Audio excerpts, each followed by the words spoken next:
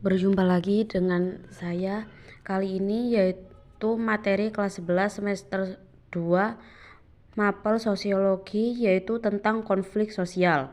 Untuk lebih jelasnya, mari simak video ini sampai selesai dan jangan lupa untuk bagikan video ini, semoga semakin bermanfaat dan channel ini semoga semakin maju. Materi pertama yang akan saya bahas yaitu pengertian konflik. Konflik berasal dari kata kerja Latin configur yang berarti saling memukul. Secara sosiologis, konflik diartikan sebagai suatu proses sosial antara dua orang atau lebih, bisa juga kelompok, di mana salah satu pihak berusaha menyingkirkan pihak lain dengan menghancurkannya atau membuatnya tidak berdaya. Secara umum, konflik sosial merupakan suatu keadaan di mana masyarakat terjadi suatu pertikaian karena adanya persaingan maupun perbedaan yang terjadi dalam masyarakat. Materi yang selanjutnya yaitu jenis-jenis konflik. Jenis-jenis konflik berdasarkan sifatnya dibagi menjadi dua, yaitu konflik destruktif dan konflik konstruktif. Konflik destruktif yaitu konflik yang muncul karena adanya perasaan tidak senang, rasa benci, dan dendam dari seseorang ataupun kelompok terhadap pihak lain. Pada konflik ini terjadi bentrokan-bentrokan fisik yang mengakibatkan hilangnya nyawa dan harta benda. Yang kedua yaitu berdasarkan posisi pelaku yang berkonflik. Yang pertama yaitu konflik vertikal, yaitu konflik antar komponen masyarakat di dalam satu struktur yang memiliki kedudukan. Contohnya konflik antara buruh bangunan dengan manajernya dan konflik antara nelayan dengan juragan kapal. Yang kedua yaitu konflik horizontal, yaitu konflik yang terjadi antara individu atau kelompok yang memiliki kedudukan yang relatif sama. Contohnya konflik yang terjadi antara organisasi sekolah.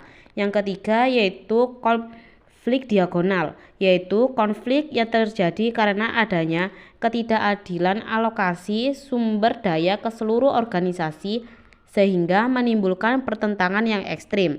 Contohnya konflik antara para pilot dengan manajemen maskapai karena ketidakadilan jumlah gaji yang diterima. Selanjutnya yaitu berdasarkan sifat pelaku yang berkonflik. Konflik ini dibagi menjadi dua, yaitu konflik terbuka dan konflik tertutup. Konflik terbuka yaitu konflik yang diketahui oleh semua pihak. Contohnya perebutan lahan parkir oleh beberapa muda yang diketahui oleh warga masyarakat. Yang kedua yaitu konflik tertutup, yaitu konflik yang hanya diketahui oleh orang-orang atau kelompok yang terlibat konflik. Contohnya ketidakpuasan kelompok masyarakat minoritas terhadap hasil pemilihan kepala desa, di mana konflik tersebut akan diceritakan oleh orang-orang sekitarnya saja. Selanjutnya, konflik berdasarkan konsentrasi aktivitas manusia di dalam masyarakat. Konflik ini dibagi menjadi 5, yaitu konflik sosial. Konflik sosial yaitu konflik yang terjadi akibat adanya perbedaan kepentingan sosial dari pihak yang berkonflik. Yang kedua, konflik politik, yaitu konflik yang terjadi karena adanya perbedaan kepentingan yang berkaitan dengan kekuasaan. Yang ketiga, yaitu konflik ekonomi. Konflik ekonomi yaitu konflik akibat adanya perebutan sumber daya ekonomi dari pihak yang berkonflik. Yang keempat, konflik budaya, yaitu konflik yang terjadi karena adanya perbedaan kepentingan budaya dari pihak yang berkonflik. Yang kelima, yaitu konflik ideologi. Konflik ideologi yaitu konflik akibat adanya perbedaan paham yang diyakini oleh seseorang atau sekelompok orang. Yang selanjutnya yaitu konflik berdasarkan ciri pengelolaannya, di mana dibagi menjadi 3, yaitu yang pertama konflik interindividu, yaitu konflik yang paling erat kaitannya dengan emosi individu hingga tingkat keresahan yang paling tinggi. Yang kedua konflik antar individu, yaitu konflik yang terjadi antara seseorang dengan satu orang atau lebih, sifatnya terkadang substantif, menyangkut perbedaan gagasan, pendapat, kepentingan, atau bersifat emosional, menyangkut perbedaan selera dan perasaan suka atau tidak suka. Contohnya konflik perselisihan antar tetangga dan konflik persaingan bisnis. Yang ketiga, konflik antar kelompok, yaitu konflik yang banyak dijumpai dalam kenyataan hidup manusia sebagai makhluk sosial karena mereka hidup dalam kelompok-kelompok. Contohnya fenomena tawuran antar pelajar. Selanjutnya yaitu sebab-sebab terjadinya konflik. Yang pertama, perbedaan antar perorangan atau individu.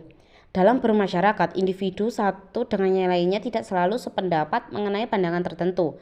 Hal ini disebabkan setiap individu mempunyai sifat dan karakter berbeda-beda sehingga perbedaan inilah yang menjadi faktor terjadinya konflik di masyarakat.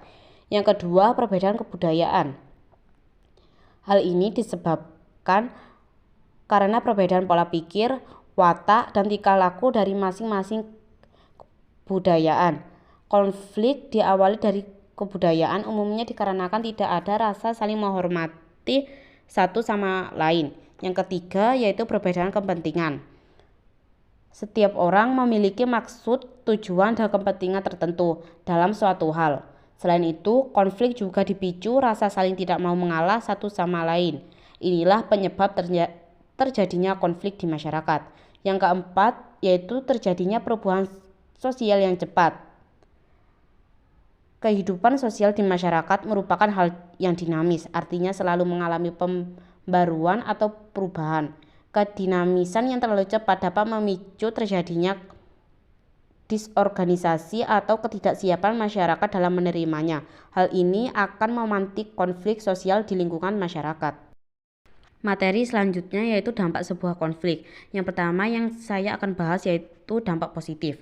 Mohon maaf sebelumnya, sebenarnya dampak positif ini ada 6 dampaknya. Yang nomor 3 dan nomor 6 itu sama, bisa dilihat sendiri oleh teman-teman.